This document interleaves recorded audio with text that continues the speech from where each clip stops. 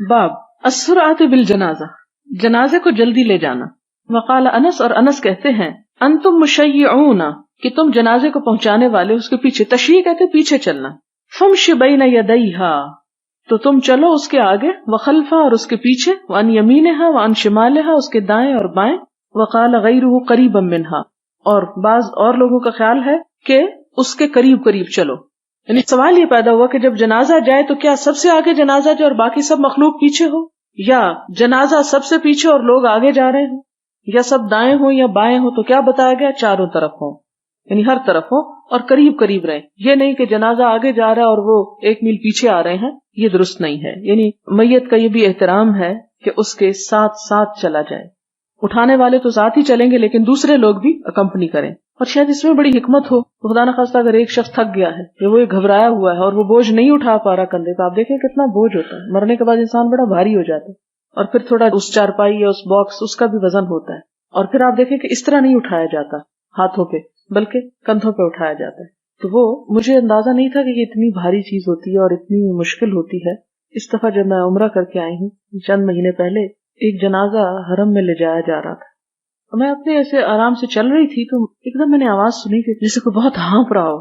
خیر ہو، پتہ نہیں کون ہے. اچانک جب میں نے پلٹ کے پیچھے دیکھا تو ایک جنازہ لا رہے تھے اور کافی سارے آدمی اس کو اٹھائے ہوئے تھے، لیکن جس طرح وہ چل رہے تھے تو ان آدمیوں کو سانس چڑھا ہوا تھا. یہ جب آپ چلتے ہیں ویسے بھی بعض اوقات اور ذرا تیز چلیں، اور پھر یہ تھا کہ شاید نماز بھی ہونے والی تھی تو وقت تک پہنچانا ضروری تھا ورنہ وہ جنازہ رہ جاتا پیچھے.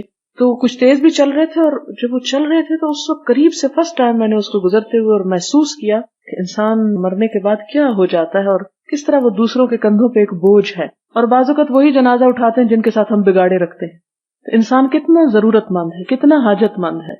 یعنی اپنے ہی شوہر کے ساتھ اور اپنے ہی بھائیوں اور اپنے ہی باپ اور اتنے، یعنی عموماً آپ دیکھیں کہ ہمارے ہاں جو مرد و عورت کی جنگ چل رہی ہے عورتوں کے حقوق کے نام پہ، کتنی خطرناک چیز ہے. حالانکہ ہم بہت سے معاملات میں مردوں کی محتاج بھی ہوتی ہیں. تو یہ ایک چھوٹی سی مثال اس میں آ جاتی ہے. تو یہ ہے کہ وہ شاید اس لیے بھی کہا کہ ساتھ ساتھ رہیں، تاکہ اگر ایک شخص چھوڑنا چاہتا ہے، تھک چکا ہے، تو فوراً دوسرے لوگ جو ہیں وہ آگے بڑھیں. اور اس کا بڑا ثواب بھی بتایا گیا تاکہ ہر شخص شوق کے ساتھ اس جنازے کو اٹھائے.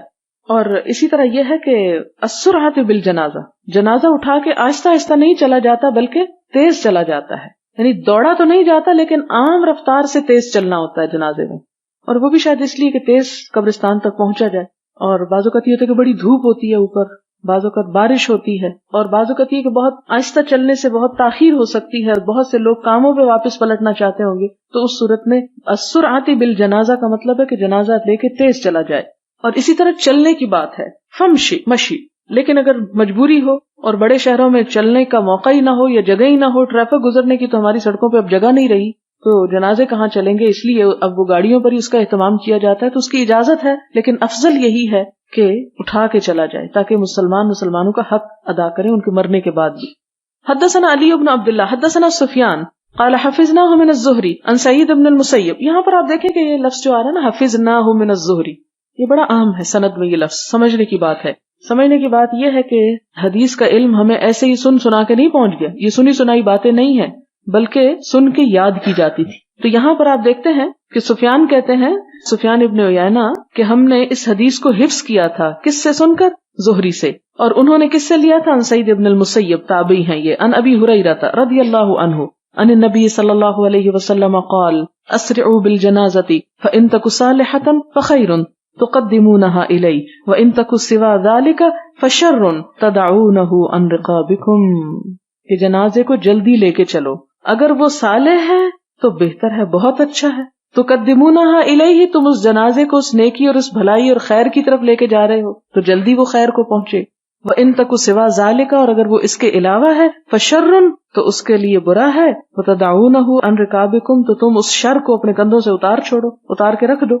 یعنی اس شر کو اپنے کندھوں سے اتارتے ہو، اس شر کو لیے پھرنے کا کیا مطلب ہے؟ اسے جلدی شر کے حوالے کرو، اس کے انجام تک پہنچا دو.